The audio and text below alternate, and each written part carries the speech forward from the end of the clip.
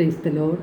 സ്നേഹമുള്ളവരെ, ഇന്ന് നാം ചിന്തിക്കുന്നത് വിശുദ്ധ യാക്കോബ് എഴുതിയ ലേഖനം 4-ാം അധ്യായം 8-ാം തിരുവചനമാണ്.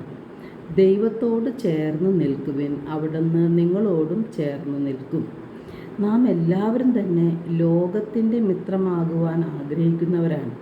ലോകത്തിൽ നിന്നുള്ള അംഗീകാരവും കയ്യടിയും അതുപോലെ ലോകത്തിൽ നിന്നുള്ള സ്നേഹവും ലഭിക്കാനായിട്ട് അല്ലെങ്കിൽ അത് നേടിയെടുക്കാനായിട്ട് നിരന്തരം പരിശ്രമിക്കുന്നവരാണ് നാം. എന്നാൽ വിശുദ്ധ യാക്കോബ് ശ്ലീഹ പറയുന്നു 4:4 വിശ്വസ്തത പുലർത്താത്തവരെ, ലോകത്തോടുള്ള മൈത്രി ദൈവത്തോടുള്ള ശത്രുതയാണ്. ദൈവത്തോടുള്ള ശത്രുത നാം സൃഷ്ടിക്കുന്നത് ദൈവത്തെ സ്നേഹിക്കാതെ ലോകത്തെ സ്നേഹിക്കുമ്പോഴാണ്. ലോകത്തിൻ്റെ മിത്രമാകാൻ ആഗ്രഹിക്കുന്നവൻ തന്നെ ദൈവത്തിൻ്റെ ശത്രുവാക്കുകയാണ് ചെയ്യുന്നത്. അപ്പോൾ ലോകത്തോടുള്ള അമിതമായ സ്നേഹവും അതിൻ്റെ മോഹങ്ങളും ജഡികമായ താല്പര്യങ്ങളും ധനമോഹവുമെല്ലാം നമ്മിൽ ഉണ്ടാക്കുന്നത് സാത്താനാണ്.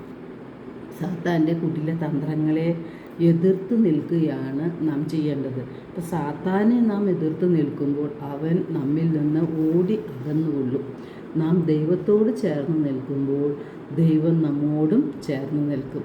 നാം ദൈവത്തോട് ചേർന്ന് നിൽക്കുമ്പോൾ നാം എല്ലാ കാര്യങ്ങൾക്കും ദൈവത്തിൽ ആശ്രയിക്കുന്നവരായി മാറും. ദൈവത്തിൽ ആശ്രയിക്കുമ്പോൾ കഴുകനെ പോലെ ചിറകടിച്ച് ഉയരാനായിട്ട് ദൈവം ഇടയാക്കും. യെശയ്യാ 40:31 ദൈവത്തിൽ ആശ്രയിക്കുന്നവർ വീണ്ടും ശക്തി പ്രാപിക്കും. അവർ കഴുകന്മാരെ പോലെ ചിറകടിച്ചുയരും. അവർ ഓടിയാലും ക്ഷീണിക്കുകയില്ല, നടന്നാൽ തളരുകയുമില്ല. കാരണം അവനെ സഹായിക്കുകയും ശക്തിപ്പെടുത്തുകയും ചെയ്യുന്നത് ദൈവമാണ്. അപ്പോൾ ദൈവത്തിൻ്റെ വിജയകരമായ വലത്തുകൈ കൊണ്ട് അവനെ താങ്ങി നിർത്തുകയാണ് ചെയ്യുന്നത്. എത്ര വലിയ പ്രതിസന്ധികൾ നമ്മുടെ ജീവിതത്തിൽ ഉണ്ടായാലും അതിനെയെല്ലാം തരണം ചെയ്യാൻ നമുക്ക് കഴിയുന്നത് ദൈവത്തിൽ ആശ്രയിക്കുമ്പോഴാണ്. കർത്താവിൽ ആശ്രയിക്കുന്നവൻ തീരത്ത് നട്ട മരം പോലെയാണ്.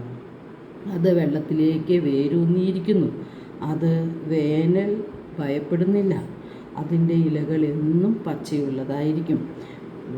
വരൾച്ചയുടെ കാലത്തും അതിന് ഉത്കണ്ഠയില്ല. ഫലം അത് നൽകിക്കൊണ്ടിരിക്കും. അപ്പോൾ ആറ്റുതീരത്ത് നട്ട മരം പോലെയാണ് ദൈവത്തിൽ ആശ്രയിക്കുന്നവൻ. കർത്താവിൻ്റെ ശക്തമായ കരത്തിന് കീഴിൽ താഴ്മയോടെ നിൽക്കുകയാണ് നാം ചെയ്യേണ്ടത്. തക്ക സമയത്ത് ദൈവം നമ്മെ ഉയർത്തിക്കൊള്ളും.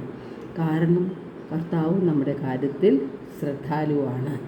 ഈ വചനത്തിൽ ആഴപ്പെട്ട് ജീവിക്കുവാൻ ദൈവം നമ്മെ ഓരോരുത്തരെയും സമർത്ഥമായി അനുഗ്രഹിക്കട്ടെ.